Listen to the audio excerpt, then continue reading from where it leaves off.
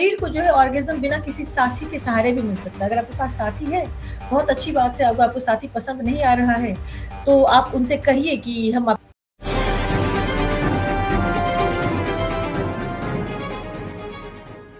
देख रहे हैं पोल टॉक। मेरे साथ जुड़ चुकी हैं अनुशक्ति जी, और जिनके सवाल या कहें जिनकी बातों ने लोगों को इतना हलचल मचा दिया है कि तमाम बड़े बड़े लेख लिखे जा रहे हैं, उसके पीछे बहुत सारी बातें कही जा रही हैं और मुद्दा कुछ ऐसा नहीं है कि ये नया मुद्दा है, लेकिन इन्होंने जो कहा है। अनुशक्ति जी, आपका पोल टॉक में बहुत बहुत स्वागत है। शुक्रिया, बहुत बहुत शुक्रिया संतोष जी, आपका बहुत आभार। हाँ, देखिए, जब मैंने आपका ये सवाल देखा फेसबुक, ट्विटर और इंस्टाग्राम जितने सोशल मीडिया साइट्स पर, मुझे लगा कि मुझे भी एक इंटरव्यू आपका करना चाहिए, और क्योंकि ये मुद्दे ऐसे हैं कि लोगों तक पहुंचने चाहिए। पहली बात ये बताइए कि लोगों का ये कहना है कि ये जो सर्वे है, जो 70% की बात हो रही है, जो आप कह रही हैं, ये सर्वे है किसका, कहाँ का है, और आपने क्यों इस मुद्दे को उठाया? पहला सवाल यही, क्योंकि लोग जानना चाहते हैं। तमाम जगह आपका इंटरव्यू हुआ है, लेकिन वो सारी बातें शायद नहीं आ पाई होंगी। लोगों का ये कहना था, जब इंटरव्यू करिएगा अनुशक्ति जी का, तो ये सवाल जरूर करिएगा कि वो सर्वे कहाँ से है और क्यों इस मुद्दे को आपने उठाया है। ये सर्वे 2019 में ड्यूरेक्स ने किया था, ठीक है। और ड्यूरेक्स जो है वो म्यूचुअल ऑर्गेज्म, फीमेल ऑर्गेज्म जैसे मुद्दों पर, फीमेल हेल्थ पे, फीमेल सेक्सुअल हेल्थ पे बहुत ज्यादा काम करता आ रहा है। Even though it's a condom company, पर हर कंपनी का, हर जो जेनिटल हेल्थ में कंपनी है, वो उसमें क्या कहते हैं, फीमेल और मेल जो उनकी वो है सेक्सुअल हेल्थ को बरकरार रखने के लिए काफी काम करते हैं। So it was continuously Durex लगातार उसमें SRHR में, sex related health and rights पर लगातार काम कर रहा है। ड्यूरेक्स ने 2019 में ये सर्वे किया था, ठीक है। और उस वक्त भी इस सर्वे ने तहलका मचाया था। उस वक्त भी लोग, मतलब इनफैक्ट स्वरा भास्कर और आयुष्मान खुराना के भाई, क्या नाम है उनका, अपार शक्ति खुराना वगैरह ने भी इसको लेकर के ट्वीट किया था, इस सर्वे को। आपने ऐसा क्या कह दिया इस बार कि FIR दर्ज करानी पड़ गई है? बहुत सारे लोग आपके विरोध में लिख रहे हैं, आप भी कुछ लोगों पर शायद FIR FIR मैंने दर्ज करवाया है, मेरे ऊपर दर्ज नहीं हुई FIR। अच्छा, अच्छा, आपने कराया है। मतलब कुछ विवाद ऐसा क्या हो गया है कि जो इतना विवाद हो गया इसमें? तो सब, मैं तो ये कहूंगी कि आप शायद ऊपर से पूछने के लिए आ गए, आपने फॉलो नहीं किया। अगर आप फॉलो करते तो आप जानते कि ये संवाद जो है वो स्त्री काल के पोर्टल पर हुआ था। स्त्री काल पर बात हो रही थी एक विशेष मुद्दे पर, डेटिंग एप्स के बारे में बात कर रहे थे। डेटिंग एप्स में स्त्रियों की संख्या जो है वो बढ़ गई है। इनफैक्ट एक डेटिंग ऐप में 60% विमेन है और एक एक्स्ट्रा मैरिटल अफेयर्स वाले डेटिंग ऐप में 48% औरतें हैं। तो बात इसी पर हो रही थी कि क्यों डेटिंग एप्स पर, विवाहिता डेटिंग एप्स पर औरतों की संख्या इतनी बढ़ती जा रही है। तो उसमें मैंने कहा था कि 70% जो वुमन है, 70% ड्यूरेक्स के सर्वे को कोट करते हुए कहा था 70% मैन, जो औरतें हैं, it was not about main, it was about women. 70% औरतें ऑर्गेज्म नहीं हासिल कर पाती हैं, तो कहीं ना कहीं कुछ तो करेंगी वो ऑर्गेज्म हासिल करने के लिए। चाहेंगे कि जिस तरीके से भारत में या दुनिया में, हम भारत की बात करते हैं कि भारत में बैठे हैं, राजस्थान में मैं हूँ, यहाँ पर बहुत सारी तलाक के जो मुद्दे लगातार बढ़ते जा रहे हैं, चाहे वो IAS हो चाहे PS हो, तो दूसरी शादियां हो रही हैं, वो कह रहे हैं कि दूसरा जीवन उनको मिलना चाहिए। लेकिन ये जो मुद्दा है, जिस मुद्दे की बात आप कर रही हैं, ये एक ऐसा मुद्दा हो गया है कि क्राइम को भी ये बढ़ावा दे रहा है। कई जगहों पर ये मुद्दे आते हैं कि वो उसने अपने प्रेमिका ने मिलकर पति को मारा, उसमें सारी ये मुद्दा यही होता है उसमें कि उनका उनसे नहीं हो रहा था। क्या मानती हैं आप कि इससे वो क्रिमिनल का भी कोई संपर्क मतलब आधार होता है, या बस केवल ये मानने वाली बातें होती हैं? ये आपने अपनी बात कही, क्राइम को बढ़ावा दिया है, प्रेमिका ने पति को मारा। ओके, मैं इसके कितने मुद्दे हैं मुझे नहीं मालूम, पर मैं अब लेकर के आ रही हूँ। कल रजनी मुर्मू लेखिका हैं और प्रोफेसर हैं रांची में, आदिवासी समाज से आती हैं। आदिवासी समाज को कॉम्पैरेटिवली उन्मुक्त समाज माना जाता है।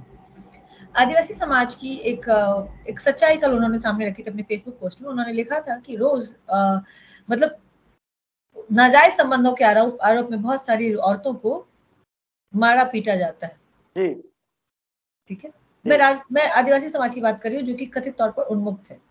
आप जब उन्मुक्त समाज में औरतों को इतना मारा पीटा जाता है, तो फिर आप मध्यम वर्गीय आम समाज की बात क्या कर सकते हैं? स्त्री यौनिकता को लगातार दबाया गया है, और इज्जत का जो मसला है, पूरा मसला, इज्जत का पूरा मसला है स्त्री यौनिकता को दबाने का मसला है, ठीक है।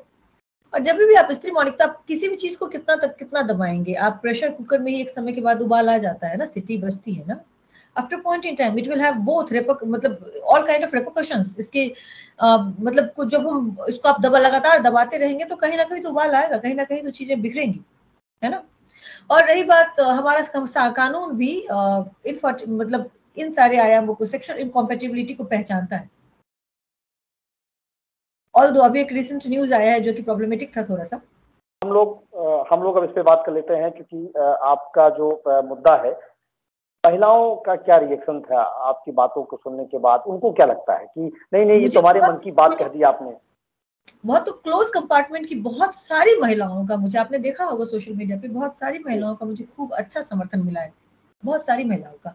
हाँ, कई महिलाएं ऐसी भी थी जिनको लगा कि क्या कहते हैं, अरे इसकी बात कैसे, क्योंकि देखिए और महिलाएं अपने ही उससे डरती हैं, अपने ही मतलब बहुत बार आप देखेंगे कि कोई खुली बातें कर रही हो कोई स्त्री, तो उस पुरुषों से ज्यादा महिलाएं उस पर उद्वेलित होती हैं, क्योंकि उनको लगता है कि अरे ये ऐसी बातें कैसे कर रही है। मतलब एक पेट्रियार्कल कंडीशनिंग जो है वो उससे बंधी हुई है, उस कंडीशनिंग को तोड़ पाना उनके लिए बड़ा थोड़ा मुश्किल है। तो उन औरतों ने मुझे गालियां भी दी, खूब सारी गालियां दी, but that's okay, they will break it someday. पर हाँ, कई महिलाएं, लेकिन इंटरव्यू आपका पुरुषों ने खूब लिया, मैं देख रहा हूँ तमाम लोगों ने इंटरव्यू किया है। क्योंकि ये देखिए मसला महिलाओं का आपने भले सर्वे में रखा, लेकिन मुझे लगता है कि ये लड़ाई दोनों तरफ जारी है।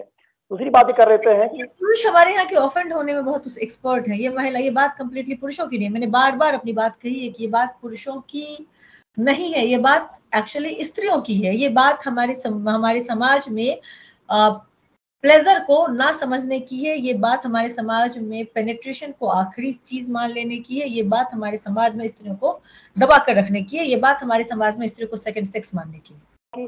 जब इस मुद्दे को लेकर के आप उस समाज में हैं, जिस समाज में हम लोग बैठते हैं, आप भी हैं, सब लोग हैं, जहां यहाँ तमाम बातें होती हैं, तो आपको लगता है कि इस मुद्दे को आगे बढ़ाने से उनका हित होगा, या इसमें कुछ और भी चीजें बदलाव होनी चाहिए, या इसमें किस तरीके से सर्वे हो गया, सर्वे के बाद सैंपलिंग हो गई होगी, उन महिलाओं से बातचीत हुई होगी, वो महिलाएं से शामिल होंगी, आपको क्या लगता है शहरी और ग्रामीण महिलाओं में थोड़ा बहुत कुछ अंतर है, या सेम दोनों जगह एक ही जैसी स्थिति बनी हुई है?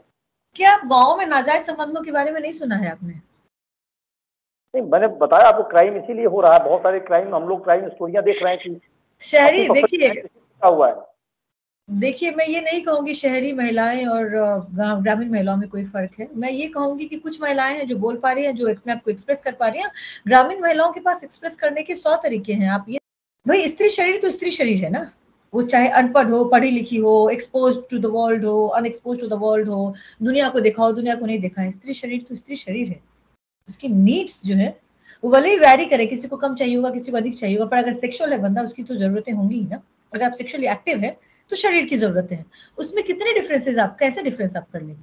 भले ही कंडीशनिंग के नाते मुझे तो गाली देने के मामले में दोनों लोगों ने बराबर तरीके से गाली दी है। मुझे कई ग्रामीण महिलाओं का समर्थन मिला और कई शहरी महिलाओं ने मुझे गाली दी, तो मैं कैसे कह दूं कि दोनों अलग है? मैं तो सब दोनों को एक ही साँचे में देख लूं। पर हाँ, मैं इस बात को ये भी कहूंगी कि स्त्री शरीर जो है, अगर आप सेक्सुअल हैं तो आपकी जो डिमांड होगी ऑर्गेज्म की, आपकी जो चाह होगी ऑर्गेज्म की, वो होगी ही। आप इसको पढ़े लिखे, अनपढ़ होने, प्रबुद्ध होने, अप्रबुद्ध होने, अमीर होने, गरीब होने से नहीं अलग कर सकते। ठीक है अनु जी, मैं एक आखिरी सवाल करूंगा। कोई भी आता है, जैसे हम आते हैं, तो हमारी व्यक्तिगत राय क्या है, आपकी व्यक्तिगत अनुभव राय क्या है इस मसले पर? क्योंकि ये जो मुद्दा है, ये छोटा मोटा मुद्दा नहीं है, ये एक बहुत विशाल हो चुका है। मेरे बहुत सारे पत्रकार साथी जो जानते हैं, मेरी बातचीत होती है। आपकी व्यक्तिगत क्या राय है इस पे? एक सर्वे को छोड़ दिया जाए और हम अपनी पूरी बातों को छोड़ दिया जाए, क्राइम को छोड़ दिया जाए, क्योंकि जो जिस मुद्दे को रहा, हमसे लोगों ने कहा था कि ये एक बहुत बड़ा मुद्दा है, इस पे सवाल होना चाहिए और खुली बहस होनी चाहिए, बहस होने से ही चीजें साफ होंगी। आपसे मेरा सवाल ये था कि व्यक्तिगत राय, व्यक्तिगत अनुभव और क्या इसका क्या सलूशन होगा। तो आपने जो बताया उसमें बहुत सारी बातें करके फिर से एक बात प्लीज दोहरा दीजिए। मुझे ये लगता है कि भारतीय स्त्रियों को वो जो टैबू है, टैबू से बाहर निकलना पड़ेगा, उनको अपने शरीर को जानना पड़ेगा। शरीर को जो है ऑर्गेज्म बिना किसी साथी के सहारे भी मिल सकता है। अगर आपके पास साथी है, बहुत अच्छी बात है। अगर आपको साथी पसंद नहीं आ रहा है तो आप उनसे कहिए कि हम आपके साथ, मुझे लगता है कि मैं किसी को नैतिकता के दायरे में नहीं बांधना चाहती हूँ, हर व्यक्ति का अपना अपना तरीका हो सकता है, पर स्त्रियों को अपने शरीर को जानना बहुत जरूरी है। जो मिस्टीरियस पॉइंट है जी स्पॉट वाले ऑर्गेज्म का, उस ऑर्गेज्म पर ही ना लिमिटेड रहे। बूब ऑर्गेज्म होता है, क्लिटरल ऑर्गेज्म होता है, इन सारे ऑर्गेज्म को भी एक्सप्लोर करें, ठीक है। तो ये बहुत बड़ा एस्पेक्ट है।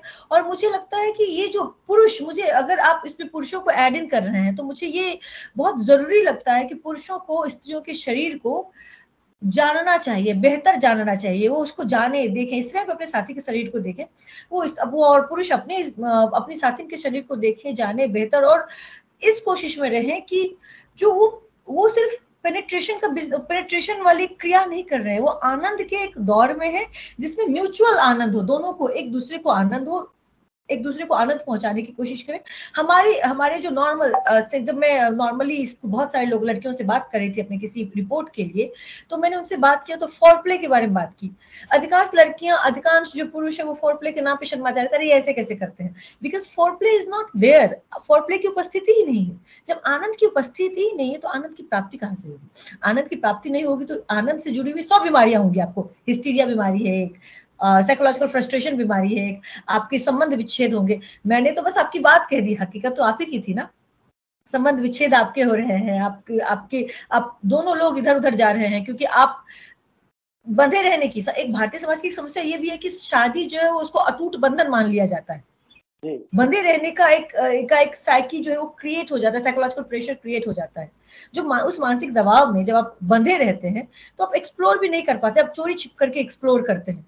तो ऑल दीज थिंग्स, ये सारी चीजें बहुत इंटरलिंक्ड है, बहुत ही ज्यादा। और इसके लिए, और मैं कहूंगी कि इसकी शुरुआत, इसको दूर करने के लिए बहुत आवश्यक है बचपन से ही कॉम्प्रिहेंसिव सेक्सुअल एजुकेशन की शुरुआत हो जाए। इसका मतलब यह नहीं है कि आप क्लास 3 के बच्चे को पूरा जेनिटल दिखा देंगे, नहीं, क्लास 3 के बच्चे को नॉर्मल सी बात बताएंगे कि स्त्री शरीर होता है, पुरुष शरीर होता है। हो सकता है 12th में जाकर के पूरे जेनिटल्स के बारे में बताएं, पर ग्रेजुअली इस माहौल में जो बच्चे बड़े होंगे वो कम से कम एक दूसरे के शरीर को बेहतर समझे, उनके मन में कुंठाएं नहीं होंगी, और जब कुंठाएं नहीं होंगी तो जो सेक्सुअल अपराध होते हैं, यौन अपराध होते हैं, वो भी कम होंगे।